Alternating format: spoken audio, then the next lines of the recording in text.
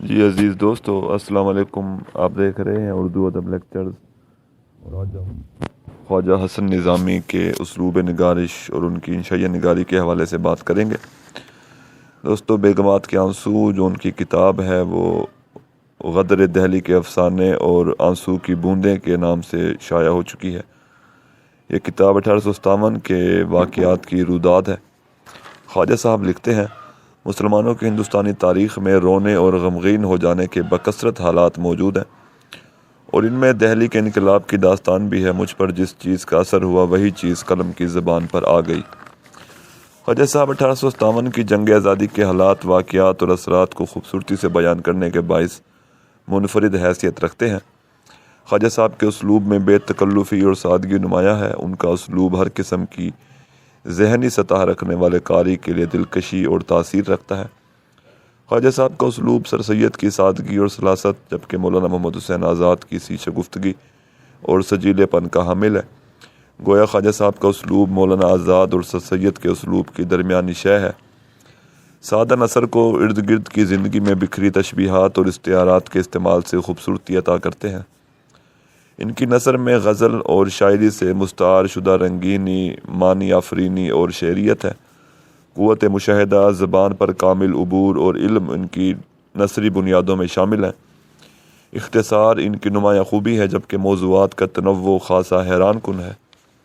ارد گرد کی معمولی چیزوں کو موضوع بنا کر بے باکی سے لکھتے ہیں۔ خواجہ صاحب انسان دوست نثر نگار ہیں۔ کسی مذہب کے لیے نہیں، انسانیت کے لیے لکھتے ہیں۔ عربی اور فارسی کے نامانوس الفاظ کے بجائے ہندی اور سنسکرت کے الفاظ کا خوبصورتی سے استعمال کرتے ہیں۔ ایک اقتباس سماعت کیجیے۔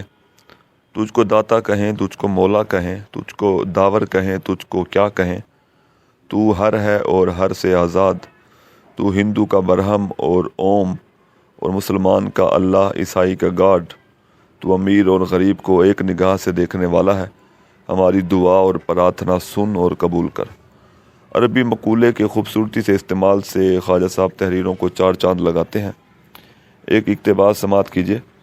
یہ دہلی جس کو ہندوستان کا دل اور حکومت کا تخت گاہ کہتے ہیں، جب آباد تھی اور لال قلعہ میں مغلوں کی آخری شمع ٹمٹما رہی تھی، آفت اور بلا میں مبتلا ہونے کو آئی، تو پہلے اس کے باشندوں کے عمل میں فرق آیا۔ الناس علی دین ملوکہم، پہلے کے اعمال خراب ہوئے۔ ان کے اسلوب کی سب سے نمایاں خوبی جذبات نگاری ہے۔ انسانی احساسات، جذبات اور رویوں کے خوبصورت اظہار پر اس حد تک قدرت رکھتے ہیں کہ قاری کو اپنا کرب اور دکھ محسوس ہوتا ہے۔ جذبات کی تصویر کشی میں تخیل کی رنگ آمیزی نہیں کرتے۔ لکھتے ہیں، بابا میں آپ کی گل بانو ہوں، دیکھو اکیلی ہوں، مجھے بخار چڑھ رہا ہے، میری پسلیوں میں شدت کا درد ہو رہا ہے، مجھے سردی لگ رہی ہے، میری اماں مجھ سے بچھڑ گئی، دادا حضرت جلا وطن ہو گئے، میں نے پرسوں سے کچھ نہیں کھایا، میں اینٹ پر سر رکھ کے لیٹی ہوں، میرے بدن میں کنکر چبھ رہے ہیں، بابا اٹھو کب تک سو گے۔ دوستو، یہ کرب کا لفظ جو ہے نا، یہ غلط تحریر ہو گیا ہے۔ یہ کرب میں کاف جو ہے نا وہ کتاب والا استعمال ہوگا، تو آپ تصحیح کر لیجئے۔ خواجہ صاحب انسانی زندگی کے سچے واقعات کی عکاسی کرتے وقت جذبات کا بھرپور اظہار کرتے ہیں۔ یہ جذبات قاری کے دلی جذبات کی ترجمانی کرتے ہیں۔ خواجہ صاحب اپنے ارد گرد کے ماحول کی سچی تصویر کشی کسی ماہر افسانہ نگار کی طرح کرتے ہیں۔ زبان پر عبور کے ساتھ منظر کشی پر بھی مکمل عبور رکھتے ہیں۔ لکھتے ہیں، دہلی کی جامع مسجد سے جو راستہ مٹیا محل اور چتلی قبر ہوتا ہوا دہلی دروازے کی طرف گیا ہے، وہاں ایک محلہ کلو خاص کی حویلی کے نام سے مشہور ہے۔ اس محلے سے روزانہ رات کا اندھیرا ہو جانے کے بعد ایک فقیر باہر آتا ہے، جامع مسجد تک جاتا ہے، پھر وہاں سے واپس چلا جاتا ہے۔ اس فقیر کا قد بہت لمبا ہے، جسم دبلا ہے، داڑھی چگی اور سفید ہے، کلے پچکے ہوئے، آنکھوں سے معذور۔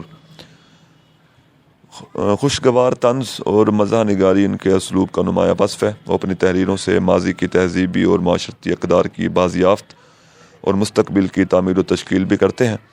ان کی نثر میں سنجیدگی اور طنز کی آمیزش ہے۔ ان کی نثر کاری کو فرحت اور انبساط سے روشناس کرواتی ہے۔ بیگمات کے آنسو میں کیونکہ غدر دہلی یعنی 1857 کے واقعات کا بیان ہے، اس لیے ان کی تحریروں میں واقعاتی حسن ہے۔ وہ مختلف متحرک کرداروں کو بیان کرتے ہیں، ہر کردار سچا اور ماضی کے واقعات کا گواہ ہے۔ یہ کردار دلی کیفیات اور جذبات کی عکاسی کرتے ہیں اور مغلیہ تاریخ کے مختلف واقعات سے پردہ اٹھاتے ہیں۔ ایک اقتباس سماعت کیجیے جس میں وہ بہادر شاہ کی بیٹی کے بارے میں لکھتے ہیں۔ ان کا نام کلثوم زمانی بیگم تھا۔ یہ دہلی کے آخری مغل بادشاہ ابو ظفر بہادر شاہ کی لاڈلی بیٹی تھی۔ چند سال ہوئے ان کا انتقال ہو گیا۔ میں نے بارہا شہزادی صاحبہ سے خود ان کی زبانی ان کے حالات سنے ہیں۔ مجھے ان کی دردناک باتیں سننے کا موقع ملتا تھا۔ خواجہ صاحب کی تحریروں میں کہانی پن کا عنصر ہے۔ کہانی کا پلاٹ نہایت عام فہم اور سادہ ہوتا ہے، سادے اور عام الفاظ کا استعمال کرتے ہیں۔ ڈاکٹر ابو الخیر کشفی خواجہ صاحب کے بارے میں، ان کے اسلوب کے بارے میں اور ان کی نثر نگاری کے بارے میں لکھتے ہیں۔ اپنے بچپن میں خواجہ صاحب نے کسی سکے پر ملکہ وکٹوریہ کی صورت دیکھ کر اپنی والدہ سے کہا تھا، اماں میری صورت کا سکہ بنوا دو۔ ان کی والدہ تو ان کی صورت کا سکہ نہ بنوا سکیں، لیکن خواجہ صاحب نے اردو زبان و ادب کی دنیا میں اپنا سکہ ضرور چلایا اور اس سکے کی قیمت کبھی نہیں گر سکتی۔ تو خواجہ صاحب کی تحریر کا سوز و گداز، سادگی، آہنگ، جذبات نگاری، واقعہ نگاری اور منظر کشی ان کی نثر کو انفرادیت عطا کرتی ہے، اور خواجہ صاحب کا اسلوب ان کی کتاب بیگمات کے آنسو پر تکمیل پا جاتا ہے۔ شکریہ۔